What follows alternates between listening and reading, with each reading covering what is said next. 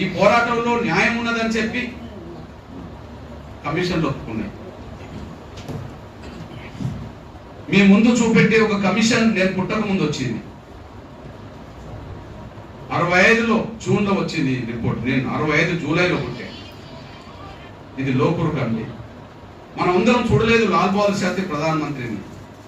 లాల్ బహదూర్ శాస్త్రి గారు ఇచ్చిన కమిటీ రిపోర్ట్లో ఉమ్మడి ఆంధ్రప్రదేశ్లో 59 కులాలు ఉంటే ఒక మాల వర్గమే రిజర్వేషన్ ఫలాలు ఏకపక్షంగా పొందింది అని చెప్పి అసలు వాళ్ళని ఎస్సీ లిస్ట్ నుంచి తొలగించాలని చెప్పి ఈ రిపోర్ట్ ఇచ్చేసింది. రాజ్యాంగం అమల్లోకి వచ్చింది 50లో. 65లోనే రిపోర్ట్ వస్తే 15 ఏళ్లలోనే వాళ్ళ అవకాశాలు లబ్ధి పొందిందని రిపోర్ట్ ఇచ్చేసింది.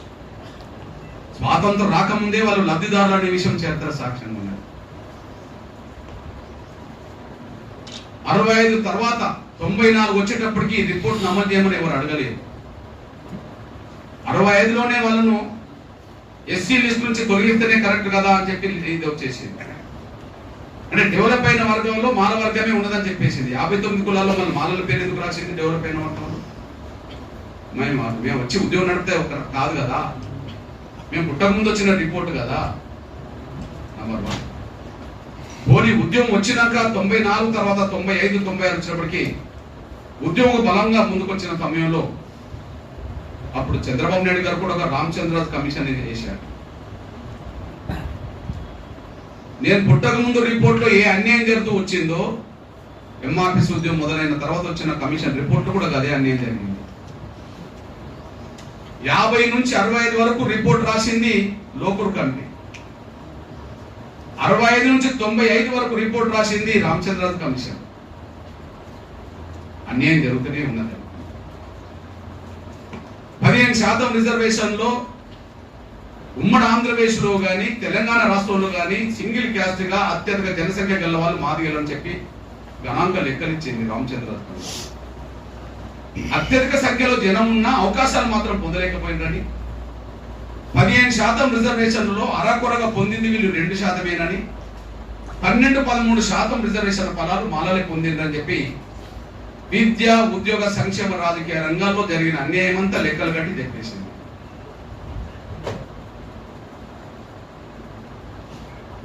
కొంత వర్గీకరణ జరిగి మాదిగలు కొంత ముందుకు వస్తున్న సమయంలో దాన్ని అడ్డుకుంటే మళ్ళీ తిరిగి ఉద్యమం చేయడం వల్ల మళ్ళీ కేంద్ర ప్రభుత్వం ఉషా మేర కమిషన్ వేసింది. జస్టిస్ ఉషా మేర కమిషన్ వేసింది గౌరవ మన్మోహన్ సింగ్ గారి ప్రభుత్వం. జస్టిస్ ఉషా మేర కమిషన్ రిపోర్ట్ లో చెప్పేసింది ఎస్సీ వర్గీకరణ రద్దయిన కాడ నుంచి మళ్ళా మాదిగలకు అన్యాయం జరుగుతుంది. ఎస్సీ వర్గీకరణ అమలు జరిగినప్పుడు మాత్రమే మాదిగలకు ఇతర కులాలకు న్యాయం జరిగింది. ఎస్సీ వర్గీకరణ లేని 50 ఏళ్ళు అన్యాయం జరిగింది. ఎస్సీ వర్గీకరణ రద్దయిన కానీ మళ్ళీ అన్యాయం జరుగుతుంది. ఎస్సీ వర్గీకరణ అమలు జరిగిన కాలంలోనే అందరికీ న్యాయం జరిగిందని చెప్పేసింది. అంటే అంతిమంగా పరిష్కారం షెడ్యూల్ కులాల రిజర్వేషన్లు అన్ని కులాలకు దక్కాలంటే వర్గీకరణ పరిష్కారం అని చెప్పేసి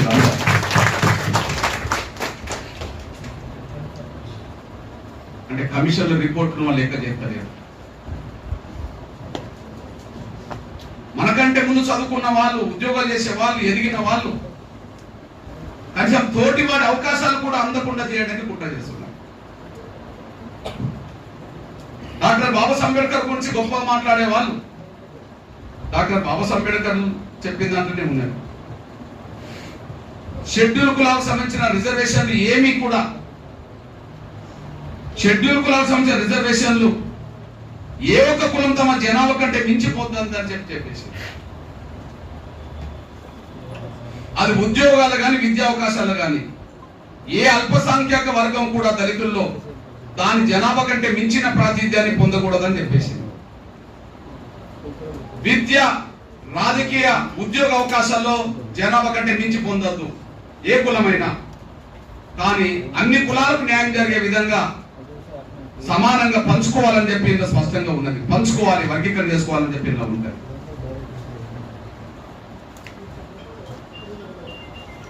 వందలాది గ్రంథాలు చదివినమన్న వాళ్ళు డాక్టర్ బాబాసాహెబ్ అంబేద్కర్ రాసిన మొదటి గ్రంథమే ఇది, మొదటి విభాగం.